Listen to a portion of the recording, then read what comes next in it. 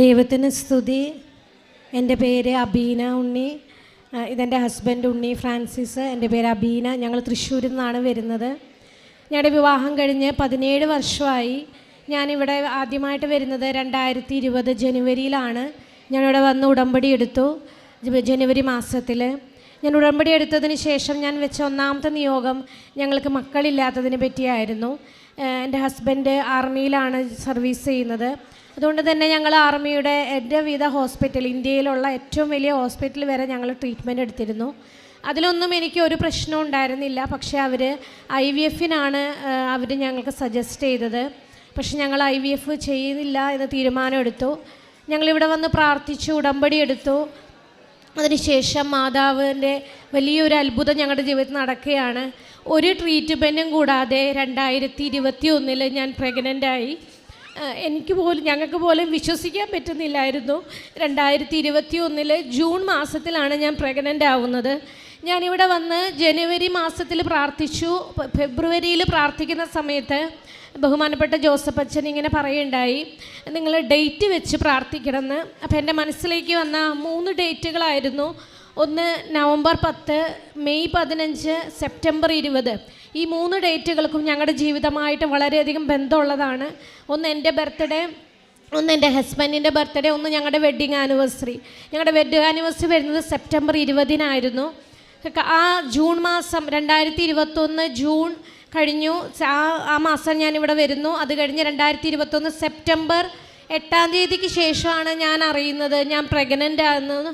ശരിക്കും പരിശുദ്ധ അമ്മ ഞങ്ങളുടെ വെഡ്ഡിങ്ങിന് മുന്നേ തന്നെ ഞങ്ങൾക്ക് സമ്മാനമായിട്ട് കുഞ്ഞിനെ നൽകി. പ്രസവ സമയം, ആ പ്രഗ്നൻസിയുടെ സമയങ്ങളിലൊക്കെ ഞാൻ പ്രാർത്ഥനയിലായിരുന്നു. യൂട്യൂബിലൂടെയൊക്കെ ഇവിടെ നടക്കുന്ന ശുശ്രൂഷകളിൽ പങ്കെടുക്കുമായിരുന്നു, പ്രാർത്ഥിക്കുമായിരുന്നു, സുഖപ്രസവത്തിന് വേണ്ടി പ്രാർത്ഥിക്കുമായിരുന്നു. പക്ഷേ എങ്കിലും അത്ര വലിയൊരു വിശ്വാസത്തിന് കുറവുണ്ടായിരുന്നു. സുഖപ്രസവം കിട്ടുമെന്നുള്ള ഉറപ്പൊന്നും ഉണ്ടായിരുന്നില്ല. കാരണം ഇത്രയും വർഷമായിട്ട് ഞാൻ പ്രഗ്നൻ്റ് ആയതാണ്. അതൊരു ട്രീറ്റ്മെൻറ്റ് കൂടാതെ പ്രഗ്നൻ്റായി. അപ്പോൾ അതുകൊണ്ട് തന്നെ ഓപ്പറേഷൻ ആയിരിക്കുമോ എന്നുള്ളൊരു ശങ്കയുണ്ടായിരുന്നു. പക്ഷേ ഒരു കുഴപ്പവും ഉണ്ടായില്ല എനിക്ക്. ഞാൻ 9 മാസവും ആരോഗ്യത്തോടു കൂടെ ഇരിക്കാൻ പറ്റി.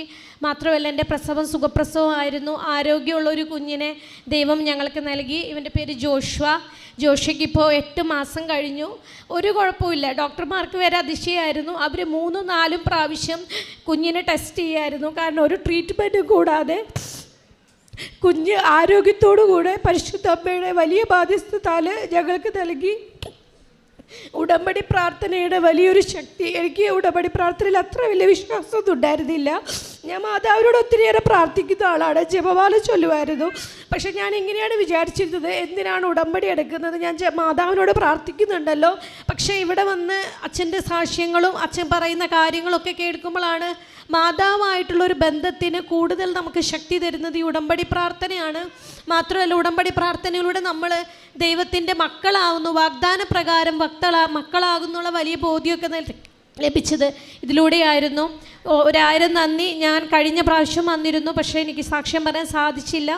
ഇപ്പോൾ കുഞ്ഞിനോട് കൂടെ വന്ന് സാക്ഷ്യപ്പെടുത്തുകയാണ്. വിശ്വാസത്തിൽ ഒരുപടി മുന്നേറുവാനായിട്ട് ഈ ഉടമ്പടി സഹായിച്ചു. യേശുവേ സ്തോത്രം, യേശുവേ നന്ദി.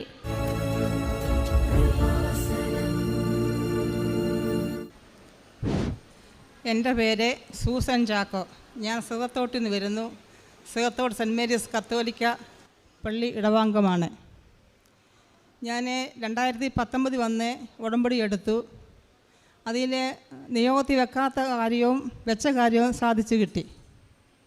ഞാൻ ആദ്യം പറയാൻ ആഗ്രഹിക്കുന്നത്, 12 വർഷത്തോളം നമ്മുടെ സ്വന്തം വസ്തുവിൽ കയറിപ്പോകാതെ, അതിൻ്റെ യാതൊരു കാര്യം ശ്രദ്ധിക്കാതെ, പറമ്പിൽ കയറിപ്പോകാൻ തോന്നത്തില്ല ഞങ്ങൾക്ക്. അഥവാ ഒന്ന് കയറിപ്പോയി കഴിഞ്ഞാൽ പിന്നെ വീട്ടിൽ പ്രശ്നങ്ങളൊക്കെയാണ്. അത്രയൊരവസ്ഥയിലായിരുന്നു. എല്ലാത്തിനും അസ്വസ്ഥതയിൽ കഴിയുമായിരുന്നു, വലിയൊരു ബന്ധനത്തിൽ.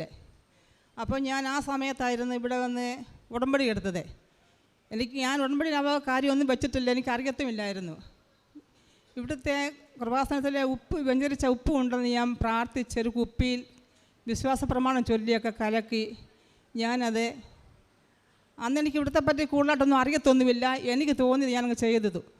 ഞാൻ ആ കാട് പിടിച്ച് കിടന്ന പറമ്പിൻ്റെ അകത്തെല്ലാം കൊണ്ടുവന്ന് വിശ്വാസ പ്രമാണം ചൊല്ലി ഉപ്പ് കൊണ്ടുവന്ന് ആ വെള്ളം കൊണ്ടുവന്ന് കലക്കി. ആ വെള്ളം തീരുവോളം എല്ലായിടത്തും ഒഴിച്ചു.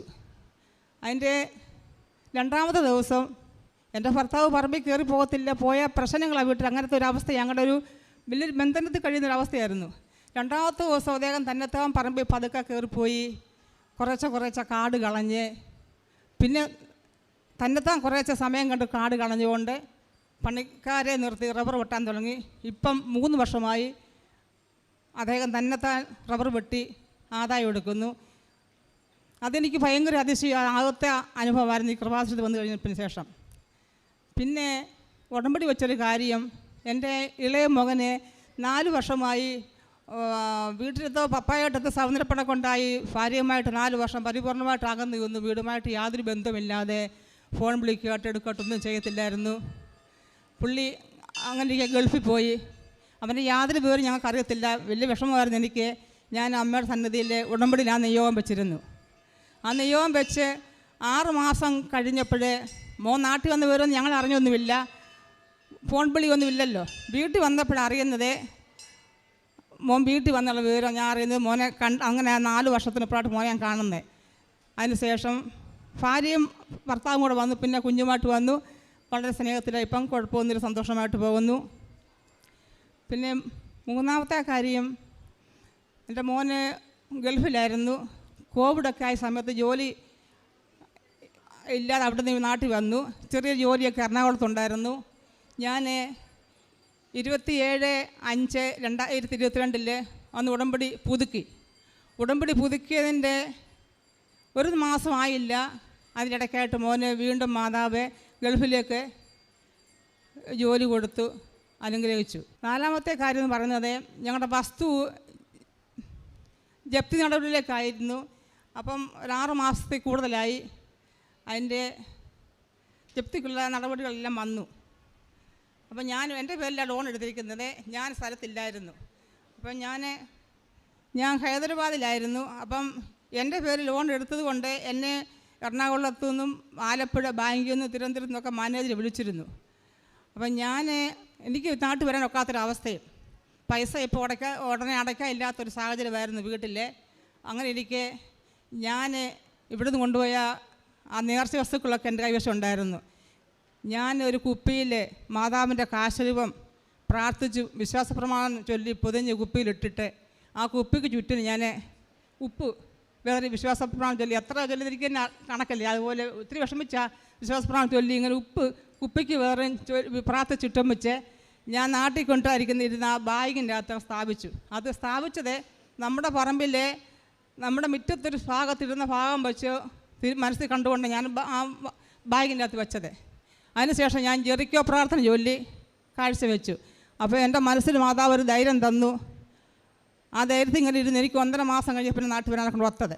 അപ്പോൾ ഞാൻ വന്ന ആഴ്ച തന്നെ ഓടി വന്നു, ജോസഫച്ചനെ കാണാൻ ഓടി വന്നു. അച്ഛനെ കണ്ടപ്പോഴേ അച്ഛനെ പ്രാർത്ഥിച്ചു, കാശ് രൂപം കുഴിച്ചിടാൻ തന്നു. അത് ഞാൻ വീട്ടിൽ നിക്ഷേപിച്ചു. അങ്ങനെ ഇപ്പം 6 മാസമായി. ജപ്തി നടപടിയെപ്പറ്റി ഒഴിവായെന്ന് പറയാനൊക്കത്തില്ല. ഞാൻ ബാങ്കിൽ പോയി ഇവിടെ വന്ന് സാക്ഷ്യപ്പെടുത്തുന്നതിന് വേണ്ടി ഞാൻ തിരക്കിയപ്പം സാറ് പറഞ്ഞു